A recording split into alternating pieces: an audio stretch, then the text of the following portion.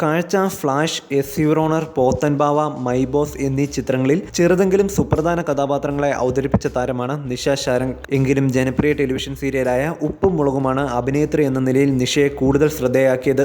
ജീവിതത്തിലെ പല ഉത്തരവാദിത്തങ്ങളിലും ഒറ്റപ്പെട്ടു പോയ സ്ത്രീയാണ് നിഷ. ഭർത്താവ് ഉപേക്ഷിച്ചു പോവുകയും സ്ഥിരവരുമാന മാർഗമോ മറ്റോ ഇല്ലാതെ കൂടെ പറക്കമുറ്റാത്ത 2 പെൺമക്കളും. എങ്കിലും കൃഷ്ണഭക്തയായ നിഷ പതിവായി ഗുരുവായൂരിൽ പോയി കണ്ണനെ കാണുമായിരുന്നു. എല്ലാ വർഷവും ഗുരുവായൂരിൽ ഭജനമിരിക്കും. ധൈര്യം കുറയുന്നുവെന്ന് തോന്നിയാലോ സങ്കടങ്ങൾ ഉണ്ടാകുമ്പോഴോ മനസ്സുരുകി ഗുരുവായൂരപ്പനെ വിളിക്കുമെന്നും നിഷ പറഞ്ഞു. ഒരിക്കൽ ഞാനും മക്കളും കൂടി ഗുരുവായൂർക്ക് വണ്ടി കയറി.